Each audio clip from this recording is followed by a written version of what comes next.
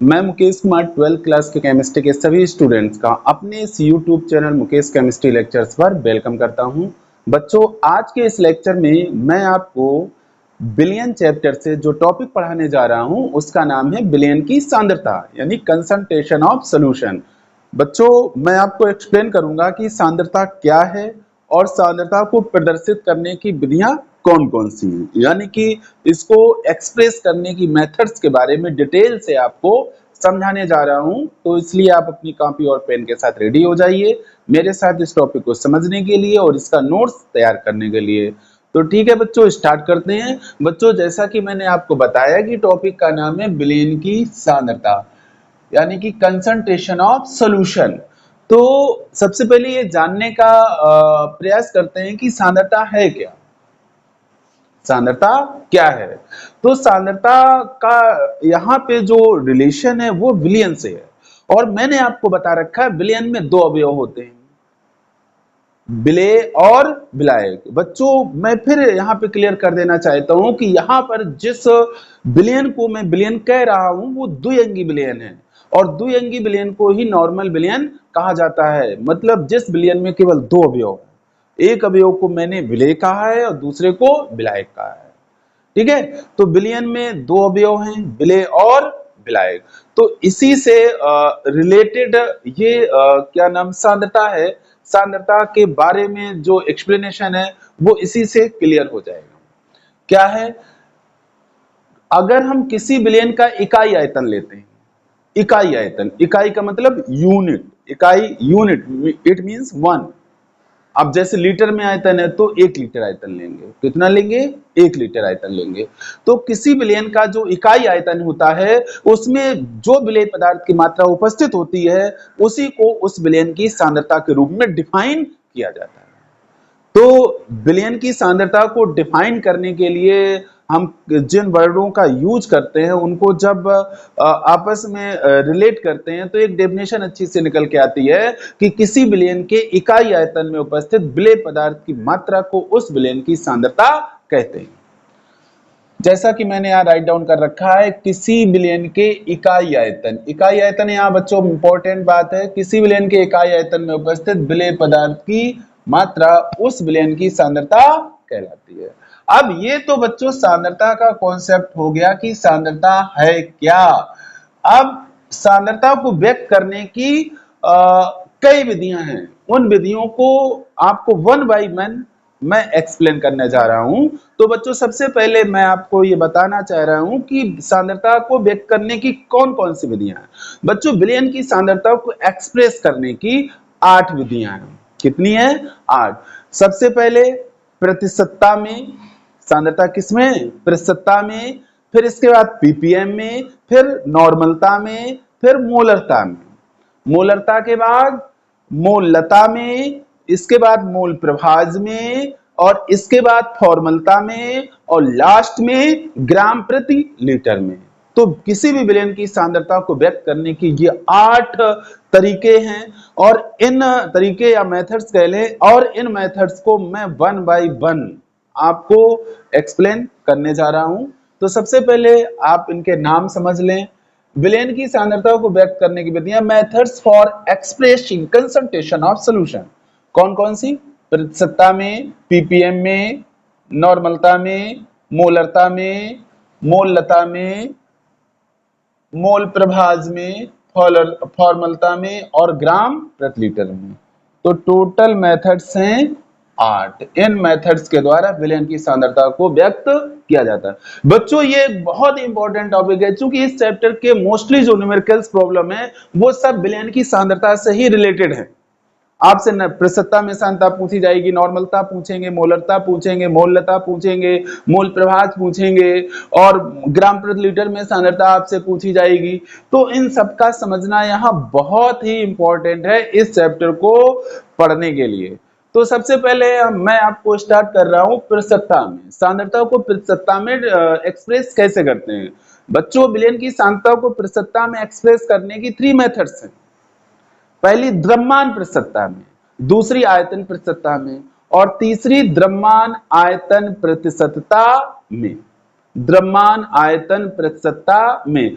तीनों को एक साथ मैं आपको समझाने जा रहा हूं। देखिए बच्चों, मैंने यहां राइट डाउन कर रखा है प्रतिशतता में, इन परसेंटेज। प्रतिशतता में सांद्रता को व्यक्त करने की 3 मेथड्स, द्रव्यमान प्रतिशतता में, आयतन प्रतिशतता में, द्रव्यमान आयतन प्रतिशतता में। जब बच्चों द्रव्यमान प्रतिशतता में एक्सप्रेस करते हैं तो केवल द्रव्यमान यूज करेंगे बिले और बिलियन का, बिले और बिलियन का, और यहां प्रतिशतता का मतलब 100 में। तो इसका जो फॉर्मूला है, द्रव्यमान प्रतिशतता बराबर बिले का द्रव्यमान ग्राम में बटे बिलियन का द्रव्यमान ग्राम में इंटू 100। अब बच्चों ये इसका फार्मूला है। अब इसकी जब हम डेफिनेशन देते हैं द्रव्यमान प्रतिशतता की, तो डेफिनेशन बच्चों फार्मूले से बनती है। और किस तरह से बनेगी बच्चों, किसी बिलियन के 100 ग्राम द्रव्यमान में उपस्थित विलेय पदार्थ का ग्राम में द्रव्यमान उस विलयन की द्रव्यमान प्रतिशतता में सांद्रता कहलाती है। क्या डेफिनेशन बनी? किसी विलयन के 100 ग्राम द्रव्यमान में उपस्थित विलेय पदार्थ का ग्राम में द्रव्यमान उस विलयन की द्रव्यमान प्रतिशतता में सांद्रता कहलाती है। अब बच्चों अगर ये कहा जाए कि किसी विलयन की द्रव्यमान प्रतिशतता 10 है या द्रव्यमान प्रतिशतता में सांद्रता 10% है, तो इसका मीनिंग क्या होगा बच्चों? इस फार्मूले के अकॉर्डिंग इस द्रव्यमान प्रतिशतता का मतलब है कि उस विलयन के 100 ग्राम में, किसमें 100 ग्राम में विलेय पदार्थ की जो मात्रा उपस्थित है वो कितनी है? 10 ग्राम। इसका ये मीनिंग है, यानी कि 10% द्रव्यमान प्रतिशतता में सांद्रता का अर्थ है कि विलयन के 100 ग्राम में विलेय की उपस्थित मात्रा यानी कि द्रव्यमान 10 ग्राम। अब बच्चों जो द्रव्यमान होता है वो कहीं से टेम्परेचर पे डिपेंड नहीं करता है, ताप पे डिपेंड नहीं करता है। तो इसलिए द्रव्यमान प्रतिशतता में जो सांद्रता होती है वो ताप पर निर्भर नहीं करती है। ताप चाहे आप घटा दें या बढ़ा दें, द्रव्यमान प्रतिशतता में सांद्रता पर इसका कोई प्रभाव नहीं पड़ता। तो ठीक है बच्चों, अब अगला देखो आयतन प्रतिशतता में। अब आयतन प्रतिशतता में मैंने फार्मूला जो आपके सामने राइट डाउन कर रखा है वो ये है, आयतन प्रतिशतता बराबर विलेय का आयतन ml में, विलेय का आयतन ml में या मिली में बटे विलयन का आयतन मिली इंटू 100। तो सेम वर्ड में, सेम वे में आप डेफिनेशन आयतन प्रतिशतता की बना सकते हैं, जिस तरह से अभी डेफिनेशन मैंने बनाई है द्रव्यमान प्रतिशतता में।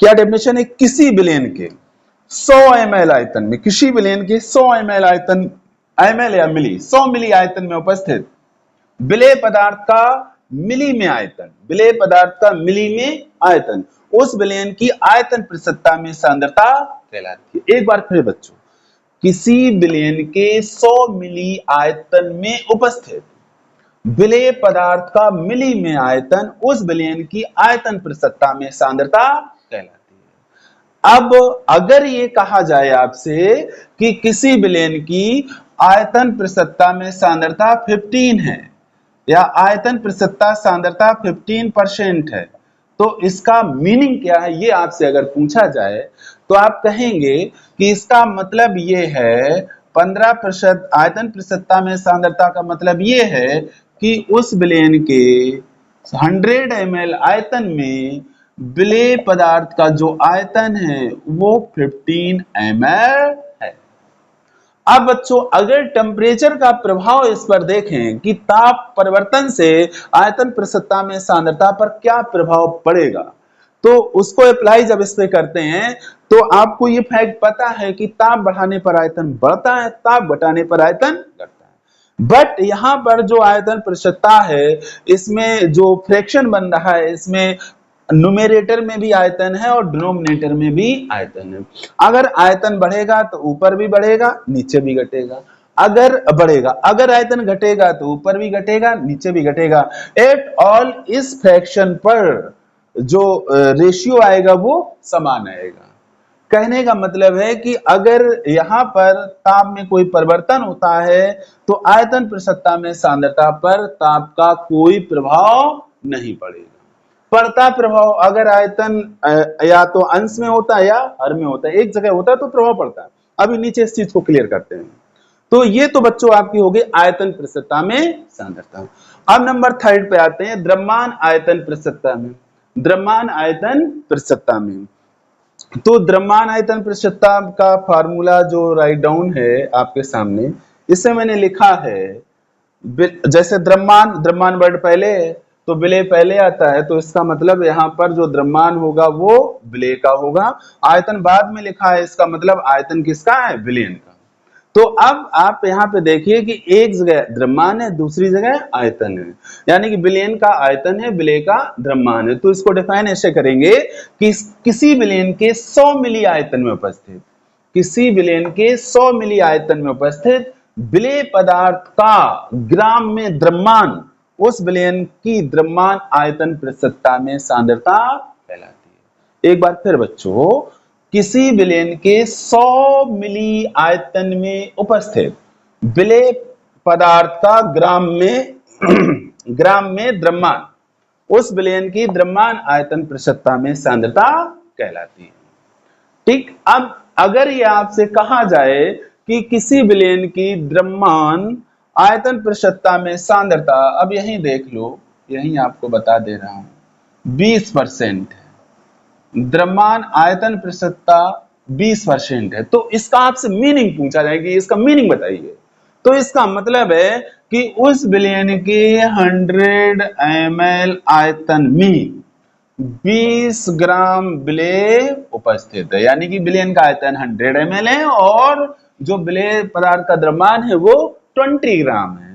अब यहां पर बच्चों ताप का प्रभाव देखिए, ताप बढ़ाने पर द्रव्यमान पर कोई प्रभाव नहीं पड़ता है, लेकिन आयतन पर प्रभाव पड़ता है। जब आप ताप बढ़ाएंगे तो आयतन बढ़ेगा, ताप घटाएंगे तो आयतन घटेगा। अब यहां देखिए, ये एक फ्रैक्शन है, जैसे मान लो कोई एक फ्रैक्शन मैं आपको दे दूं, चलो 1/2 दे दिया मैंने, 1/2, तो आपको पता है इसकी वैल्यू जो आएगी 0.5। अब अगर हम इसकी जगह कर दें 1/3, यानी कि इसका हर बढ़ा दें, 2 की जगह 3 कर दें, तो आपको पता है इसकी वैल्यू आएगी 0.3333। तो इसका मतलब है कि जैसे ही मैंने हर की न्यूमेरिकल वैल्यू बढ़ाई, फ्रैक्शन में हर की न्यूमेरिकल वैल्यू बढ़ाई, तो जो फ्रैक्शन है, जो भिन्न है, उसकी वैल्यू घट जाती है, यानी कि हर का मान बढ़ने पर भिन्न का मान घट जाता है। ऐसे ही इसको देखो, यहाँ विलयन का आयतन, अगर आप ताप बढ़ाओगे तो आयतन बढ़ेगा, इट मींस द्रव्यमान आयतन प्रतिशतता का मान घट जाएगा, यानी कि आयतन बढ़ने पर द्रव्यमान आयतन प्रतिशतता का मान घट जाएगा अकॉर्डिंग टू दिस। लेकिन जब आप ताप घटाओगे तो आयतन घटेगा, ताप घटाने पर आयतन घटेगा, ताप घटाने पर आयतन घटेगा और द्रव्यमान आयतन प्रतिशतता का मान बढ़ जाएगा।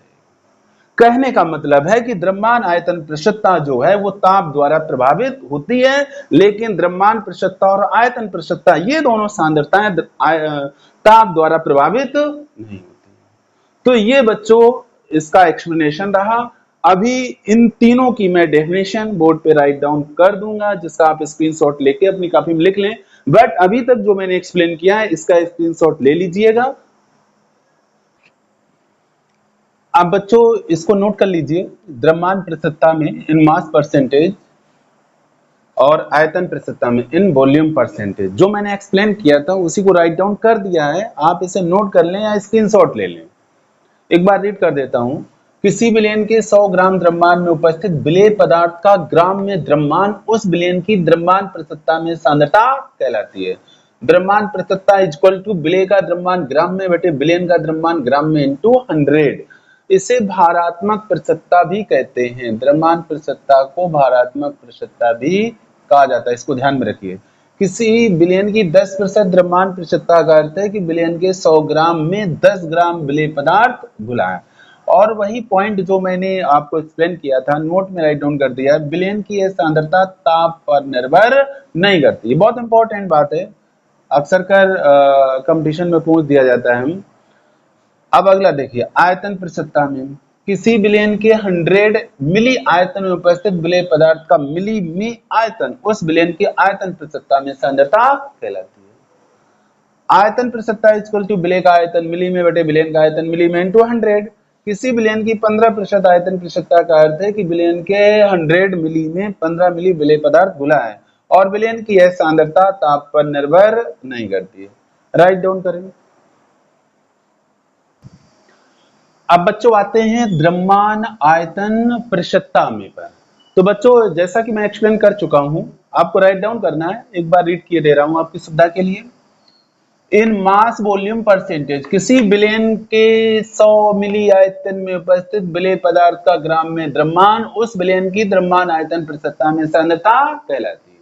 फार्मूला जैसा कि मैंने पहले आपको समझा दिया है, द्रव्यमान आयतन प्रतिशतता बराबर विलय का द्रव्यमान ग्राम में बटे विलयन का आयतन मिली में इंटू 100। अब इसको और अच्छे ढंग से समझने के लिए आप इस बात को राइट डाउन कर सकते हैं। किसी विलयन की 25% द्रव्यमान आयतन प्रतिशतता का अर्थ है कि विलयन के 100 मिली आयतन में 25 ग्राम विलय घुला और विलयन की यह सांद्रता ताप पर निर्भर करती है। इसके बाद बच्चों नंबर 2 पर आती है सांद्रता पीपीएम में। पी मींस पार्ट्स, दूसरे पी का मतलब पर और एम का मतलब मिलियन, पार्ट्स पर मिलियन 10 लाखवें भाग में। हिंदी में कहें तो 10 लाखवें भाग में। लाख में क्या होता है, 5 जीरो होते हैं, तो उसको 10 टू द पावर 5 लिखते हैं। 10वें लाख में 6 जीरो होते हैं और इसको लिखते हैं 10 टू द पावर 6। तो किसी बिलियन के 1 मिलियन, और इसको बच्चों 10 लाख को मिलियन कहा जाता है, किसी बिलियन के 1 मिलियन ग्राम में उपस्थित विलय पदार्थ का ग्राम में द्रव्यमान उस विलयन की पीपीएम में सांद्रता कहलाती है। बच्चों यहाँ सबसे इंपॉर्टेंट बात है जो आपको ध्यान में रखनी है, फार्मूले को लिखते समय वहां इस फार्मूले में 100 से मल्टीप्लाई नहीं करना है, आपको 10 टू द पावर 6 10 की घात 6 से मल्टीप्लाई करना है। तो फार्मूला बन जाता है पीपीएम बराबर पार्ट्स पर मिलियन बराबर विलय का द्रव्यमान ग्राम में बटे विलयन का द्रव्यमान ग्राम में इंटू 10 टू द पावर 6।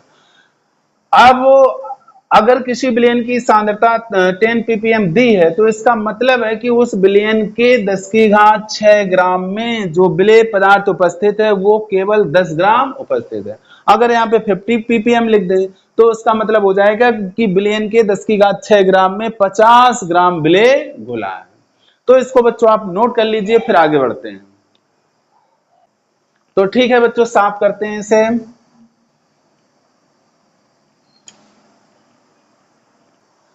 अब बच्चों आते हैं नंबर 3 पर, नॉर्मलता में। इन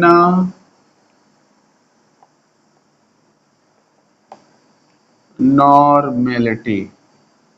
अब बच्चों नॉर्मलता में सांद्रता क्या होती है, इसको मैं फार्मूले की सहायता से आपको एक्सप्लेन करने जा रहा हूं, ध्यान देना बच्चों। नॉर्मलता बराबर विलय के ग्राम तुल्यांकों की संख्या, विलय के ग्राम तुल्यांकों की संख्या बटे विलयन का आयतन, और किसमें बच्चों, लीटर। तो इस फार्मूले की सहायता से आप नॉर्मलता आसानी से ज्ञात कर सकते हैं। अब समझने वाली बात यह है कि विलय के ग्राम तुल्यांकों की संख्या कैसे निकालते हैं। तो इसके लिए फार्मूला देखो,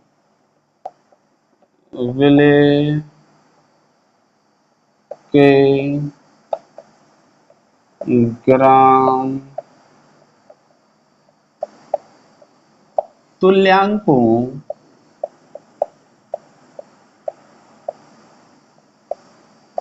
विलय के ग्राम तुल्यांकों की संख्या बराबर विलय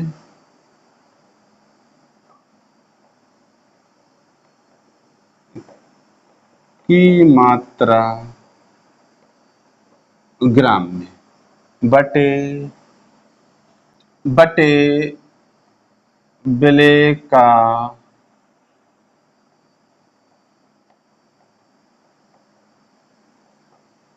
तुल्यांकी भार, विलेय का तुल्यांकी भार। इसको बच्चों शॉर्ट में लिखते हैं विलेय की मात्रा को स्मॉल w से और तुल्यांकी भार को e से, क्योंकि तुल्यांकी भार को बच्चों कहते हैं इक्विवेलेंट वेट।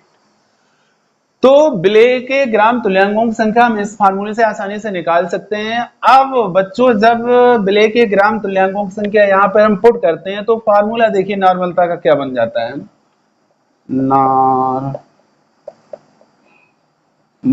बराबर। अब देखिए यहां रखा जाएगा विलेय की मात्रा ग्राम में और विलेय का तुल्यांक भार नीचे आ जाएगा। फार्मूला हो जाएगा विलेय की मात्रा ग्राम में अपॉन में क्या आ जाएगा, विलेय का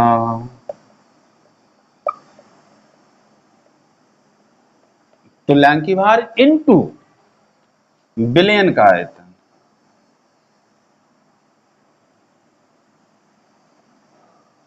बिलियन का आयतन, और वो भी मैं बार बार कह रहा हूं इस चीज को कि आयतन किस में रखेंगे, लीटर में।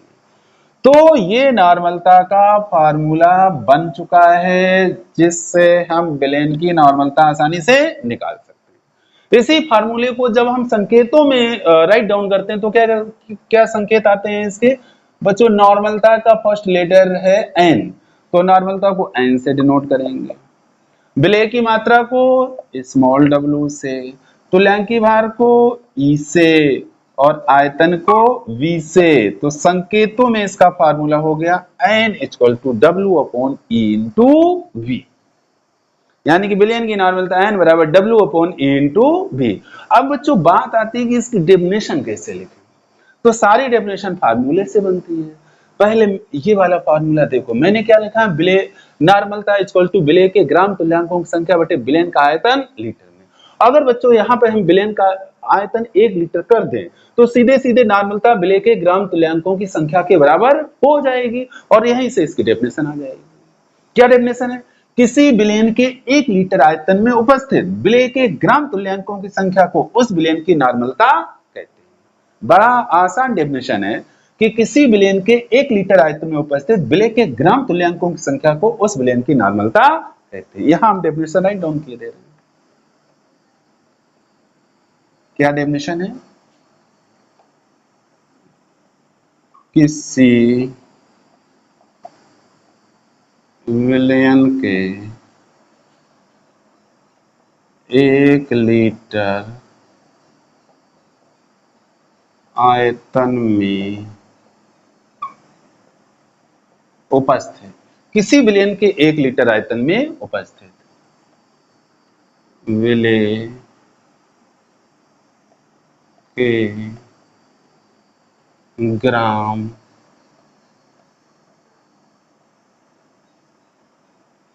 तुल्यांकों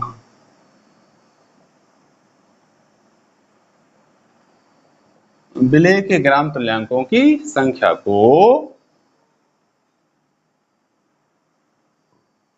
बिलियन की नॉर्मलता कहते हैं।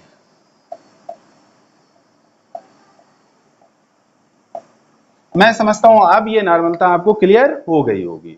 अब बच्चों कुछ चीजें और हैं जो इसके बारे में जानने का प्रयास करते हैं। देखिए यहाँ पे नीचे आयतन आया है बच्चों, मैंने आपको बताया कि आयतन ताप बढ़ाने पर बढ़ता है और ताप घटाने पर घट जाता है। तो बच्चों इस नॉर्मलता पर ताप का प्रभाव पड़ता है, यानी कि ताप घटाने पर नॉर्मलता बढ़ती है, ताप बढ़ाने पर नॉर्मलता घट जाती है। ये अभी मैं फैक्ट क्लियर कर चुका हूं। तो इस पर ताप का प्रभाव पड़ता है। अब बच्चों कुछ इसमें और फैक्ट हैं, जैसे नॉर्मल विलियन। तो ऐसा विलियन जिसकी नॉर्मलता 1 होती है उसको हम नॉर्मल विलियन कहते हैं। कुछ विलियन हैं बच्चों, चलो यहीं पे एक्सप्लेन किए दे रहा हूं।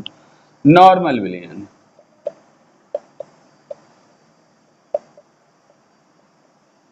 नॉर्मल विलियन को बच्चों n से लिखते हैं। इसका मतलब है कि यहाँ नॉर्मलता जो है बच्चों वो 1 है। n इक्वल टू 1 या n, तो ऐसा विलयन जिसकी नॉर्मलता 1 होती है उसको हम नॉर्मल विलयन कहते हैं। चाहो तो यहां लिख लो, वह है विलयन जिसकी नॉर्मलता 1 होती है, नॉर्मल विलयन कहलाता। ऐसा विलयन जिसकी नॉर्मलता 1 होती है उसको हम नॉर्मल विलयन कहते हैं, और नॉर्मल विलयन का सिंबल क्या है? n। अब बच्चों इसी तरह से होता है सेमी नॉर्मल, सेमी नॉर्मल विलयन। सेमी नॉर्मल, सेमी का मतलब होता है हाफ, और इसकी नॉर्मलता हो जाती है n/2। इसी तरह से बच्चों सेमी के बाद हो जाता है डेसी नॉर्मल विलयन, डेसी नॉर्मल विलयन। ये सब बच्चों न्यूमेरिकल प्रॉब्लम्स को सॉल्व करते समय यूज होंगे। डेसी नॉर्मल विलयन की नॉर्मलता n/10 होती है। डेसी के बाद बच्चों आता है सेंटी नॉर्मल विलयन,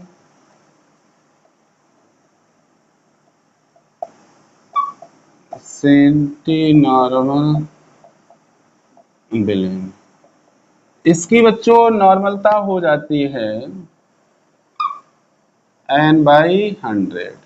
इसी तरह से बच्चों मिली नॉर्मल विलयन आता है।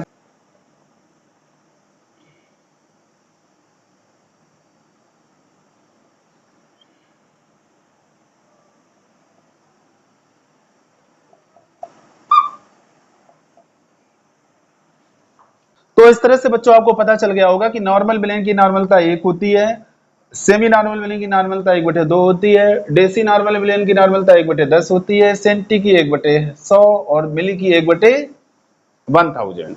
तो बच्चों नॉर्मल विलयन की नॉर्मलता को n से लिखते हैं, सेमी नॉर्मल विलयन की नॉर्मलता को n/2 से लिखते हैं, डेसी नॉर्मल विलयन की नॉर्मलता को n/10 से लिखते हैं, सेंटी नॉर्मल विलयन की नॉर्मलता को n/100 से लिखते हैं, और मिली नॉर्मल विलयन की नॉर्मलता को n/1000 से लिखते हैं। तो इस तरह से बच्चों नॉर्मलता के बारे में जो भी फैक्ट्स थे और जो भी इसकी जानकारी थी मैंने आपको एक्सप्लेन कर दी है। अब बच्चों आप इसका स्क्रीनशॉट ले लीजिए। ठीक बच्चों, अब इसको मैं साफ करता हूं। अब बच्चों आते हैं मेथड नंबर 4 पर, जिसका नाम है मोलरता,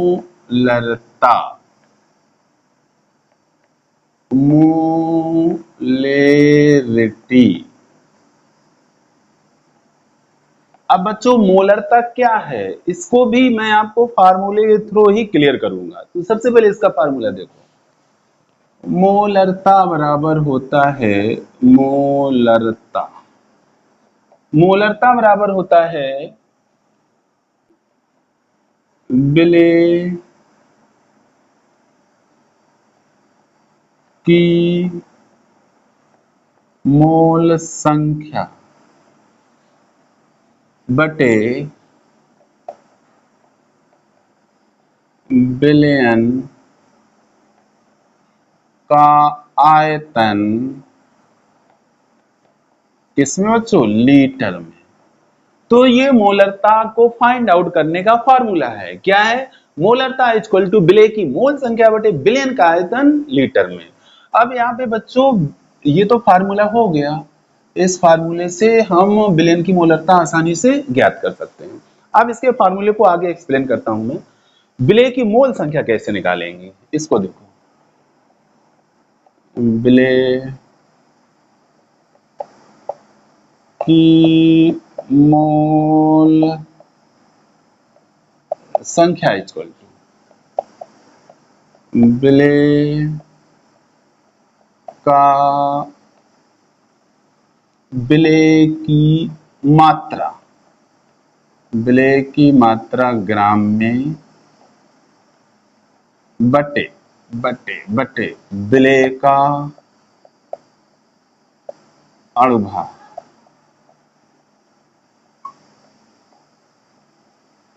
विलेय की मात्रा ग्राम में बटे विलेय का अणुभार। अगर इसको सिंबल में राइट डाउन करें तो विलेय की मात्रा स्मॉल w से, अणुभार को लिखेंगे स्मॉल m से। अब इसको जब हम यहां सब्स्टिट्यूट करेंगे, यहां प्रतिस्थापित करेंगे, तो देखिए फार्मूला क्या निकल के आता है। मोलरता बराबर, अब अंश में क्या आ जाएगा, विलेय की मात्रा ग्राम में, विलेय की मात्रा ग्राम में, विलेय की मात्रा ग्राम में बटे विलेय का अणुभार, विलेय का अणुभार इनटू विलयन का आयतन। किसमें बच्चों, लीटर। विलयन का आयतन लीटर में। ये कंप्लीट फार्मूला बनता है इसका मोलरता का। लेकिन बच्चों जब इस फार्मूले को हम सिंबल में राइट डाउन करते हैं, सिंबल में, संकेतों में जब इसको राइट डाउन करते हैं, तो देखो क्या निकल के आता है। मोलरता, मोलरिटी, मोलरिटी इंग्लिश में इसका फर्स्ट लेटर एम है, तो इसको एम से स्टार्ट करते हैं, एम से डिनोट करते हैं। विलेय की मात्रा स्मॉल w से, अणुभार को स्मॉल m से, आयतन को कैपिटल V से। तो मोलरता m equal to W upon m into V, ये मोलरता का हो गया फार्मूला। अब बच्चों इसकी बनाते हैं डेफिनेशन। तो मैंने कहा सारी डेफिनेशन फार्मूले से ही बन जाती है। तो फार्मूला देखो, मोलरता इक्वल टू विलेय की मोल संख्या बटे विलयन का आयतन लीटर में। बच्चों अगर यहां पर मैं विलयन का आयतन 1 लीटर रख दूं, तो मोलरता डायरेक्ट इक्वल हो जाएगी विलेय की मोल संख्या के। यानी कि ऐसा विलयन जिसका आयतन 1 लीटर हो, उसमें विलेय की जो मोल संख्या होती है वही विलयन की मोलरता होती है। अब अगर इसको मैं शब्दों में फिरऊं तो इसकी डेफिनेशन बन के आ जाती है कि किसी विलयन के 1 लीटर आयतन में उपस्थित विलेय की मोल संख्या उस विलयन की मोलरता कहलाती है। फिर एक बार, किसी विलयन के 1 लीटर आयतन में उपस्थित विलेय की मोल संख्या उस विलयन की मोलरता कहलाती है। राइट डाउन करते हैं, इसकी डेफिनेशन निकल के आ रही है। किसी विलयन के 1 लीटर आयतन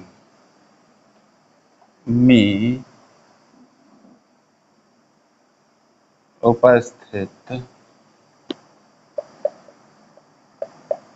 विलेय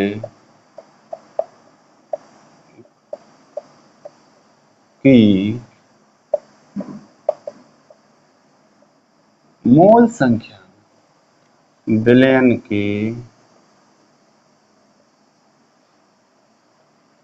मोलरता कहलाती है।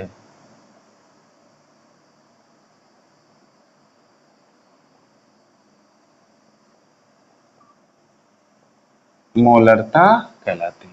अब देखिए बच्चों इसमें भी आयतन आया है, तो इसका मतलब मोलरता भी ताप पर निर्भर करती है। मोलरता किस पर निर्भर करती है, ताप पर निर्भर करती है। इस चीज को भी लिख लो, मोलरता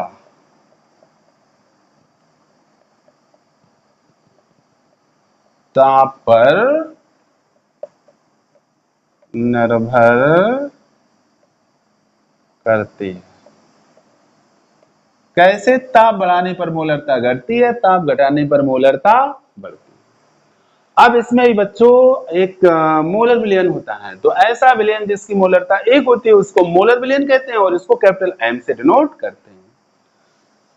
अब देखो वही सारे विलयन इसमें हैं जो अभी नॉर्मलता में मैंने आपको एक्सप्लेन किए थे। मोलर विलयन, मोलर विलयन, तो मोलर विलयन की मोलरता m होती है, m मतलब 1 होती है। और फिर इसके बाद सेमी मोलर बिलियन,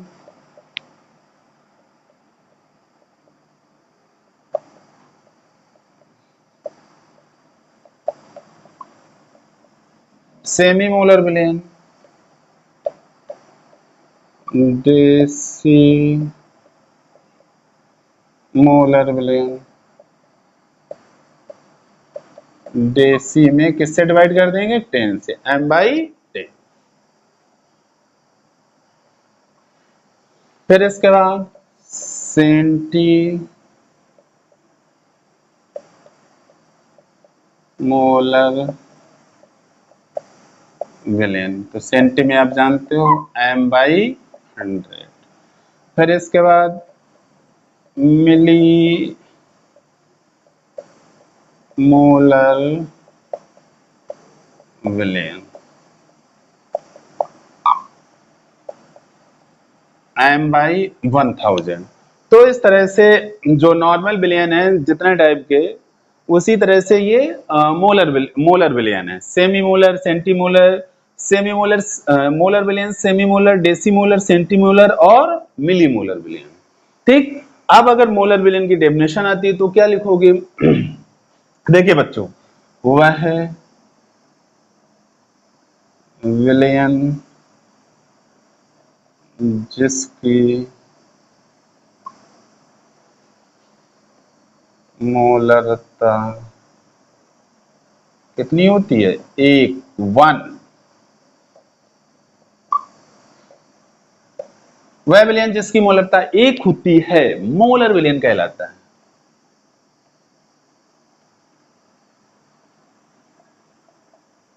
मोलर विलियन